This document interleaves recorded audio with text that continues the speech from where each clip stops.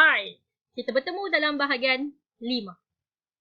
Untuk bahagian 5 ni, cikgu akan uji penerangan cikgu dekat bahagian 1, 2, 3, 4 tadi. Awak faham ke tak? Okay, melalui latihan.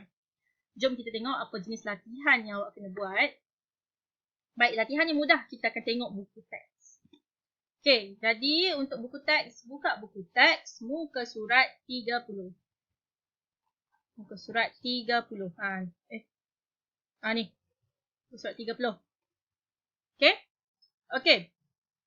Dekat bahagian bawah muka surat 30 ni dia ada terangkan berkaitan dengan apa itu kata ganda penuh, kata ganda penuh berimbuhan, kata majmuk. Okay. Apa yang cikgu jelaskan dalam video-video sebelum ni, itulah apa benda yang ada dekat dalam penerangan ini. Jadi latihan ni, awak tengok dekat muka surat 30 ni, apa yang cikgu nak awak buat, awak baca perenggan warna, awak baca petikan warna-warni masyarakat ni. Okay, baca petikan warna-warni masyarakat ni. Dan awak kena kenal pasti kata ganda yang ada dalam petikan ni.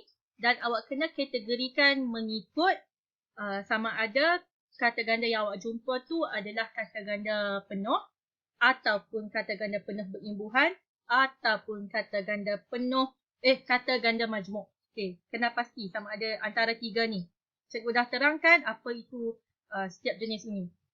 Dan cara untuk awak, bila tengok petikan, untuk awak tengok ada kata ganda ke tidak, tengok je ada tanda dash ke tak. Jadi dekat sini ada banyak ni. Ni. Awak sekali lalu bawa boleh jumpa ni banyak ni. Okay.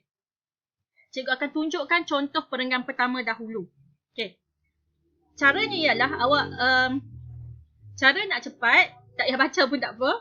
Awak scan, kan cikgu dah ajar teknik membaca secara scan dengan skim tu. Secara mengesan dan secara mengimbas dan skim. Cikgu tak ingat dia punya. Secara luncuran dan secara imbasan. Okay. So, kali ni awak kena guna cara imbasan. Baik. Cari, ada kata, dah jumpa. Ni sebab dia ada kata sempang. Berbagai-bagai. Okay. Berbagai-bagai kata ganda. Betul? Sebab dia ada sempang. Masalahnya, berbagai-bagai ni dalam kategori mana? Kata ganda penuh, kata ganda penuh berimbuhan, ataupun kata ganda majmuk. Awak nampak dia adalah, perkataan pertama dia adalah berbagai. Berbagai. Kemudian digandakan, dia buang hanya tinggal bagai sahaja. Itu kata dasar dia. Jadi, semestinya dia berada dalam kategori kata ganda penuh berimbuhan. Macam cikgu dah terangkan dalam video yang ketiga, kata ganda penuh berimbuhan ni, cara nak kenal dia adalah menerusi kata kerja yang mempunyai imbuhan men. Kan? Ni imbuhan ber. Jadi sudah semestinya dia berada dalam kata ganda penuh berimbuhan. Right, so cikgu highlight kan. Awak boleh highlight, tapi buku teks sekolah jangan highlight Okay. Nanti cikgu akan terangkan macam mana cara untuk awak transfer, buat latihan ni betul-betul. Awak kena pasti dulu. Okay, seterusnya baca lagi. Baca, scan lagi. Scan, jumpa lagi. Gedung. Perkataan belakang dia adalah dan. Jadi awak tahu gedung ada imbuhan ke tak? Tak ada. Bila tak ada imbuhan langsung, dia adalah kata dasar yang digandakan. Maka dia berada dalam kategori kata ganda penuh. Sebab dia tak ada imbuhan. Okay. Cikgu warnakan lain sikit. Properties. Okay, tukar colour supaya awak tahu.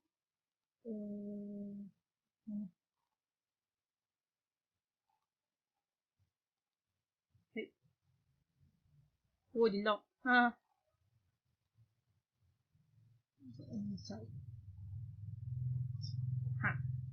So yang hijau ni adalah kata ganda penuh.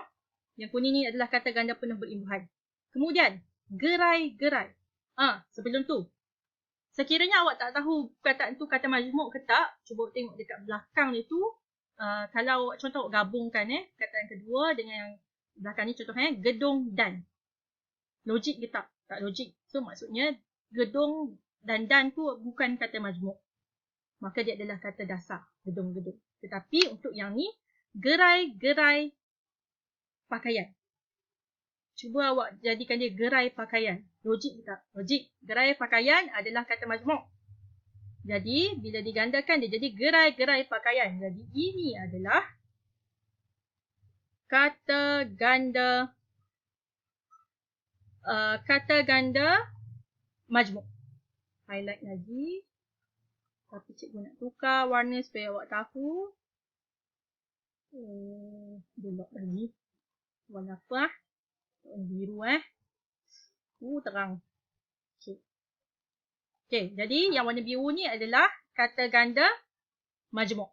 Gerai-gerai pakaian. Perkataan asal dia adalah gerai pakaian, kata majmuk. Awak gandakan dia jadi gerai-gerai pakaian. Kemudian ada lagi tak? Ada lagi. Kanak-kanak. Kanak-kanak, ada imbuhan tak dekat kanak-kanak? Tak ada. Bila tak ada imbuhan, bermaksud dia adalah kata dasar. Jadi, dia berada dalam kategori kata ganda penuh. Jadi, kita warnakan hijau. Okey. Nampak Okey. Jadinya, lepas awak dah kenal pasti dekat bawah ni ada banyak lagi ni. Banyak ni kata ganda kat sini. Awak cari awak selesaikan 2 perenggan ni, 3 perenggan ni sebagai latihan untuk awak. Dia banyak. Jadi, lepas awak dah kenal pasti setiap kata ganda. Okey, langkah pertama, cari dulu setiap kata ganda. Cari, gariskan dengan pensel. Nanti padam buku teks.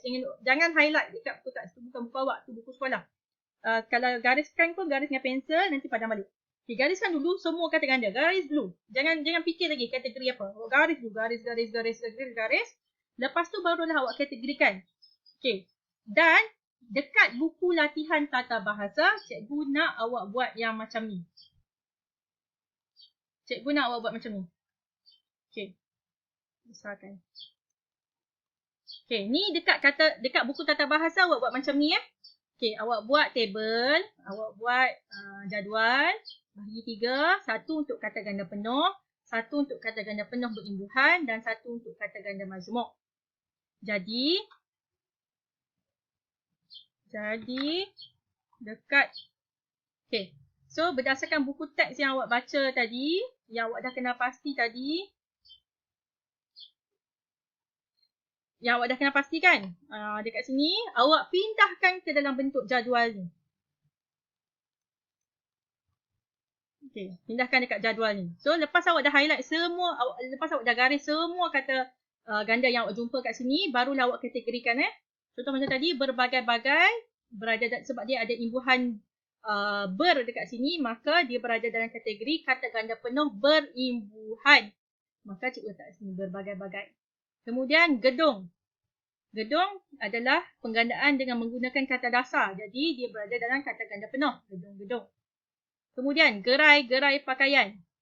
Yang digandakan adalah unsur pertama bagi kata majmuk. Jadi berada dalam kategori kata ganda majmuk. Kemudian kanak-kanak. Kanak-kanak berada dalam kategori kata ganda penuh. Okey. Jadi awak senaraikan sampai habis keseluruhan petikan ni, apa jenis-jenis dia. Lepas awak dah senaraikan, dah kena pasti semua, cikgu nak awak hasilkan 1 ayat bagi setiap perkataan kata ganda ni. 1 ayat. Okey?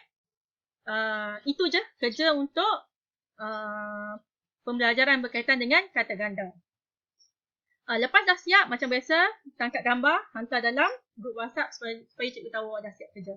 Alright? Kita akan jumpa lagi untuk sesi pembelajaran berkaitan dengan topik yang lain. Cikgu bagi clue awal-awal. Kita akan belajar berkaitan dengan kata imbuhan. Alright, so jumpa lagi. Terima kasih sudah mendengar. Terima kasih kerana memberi perhatian.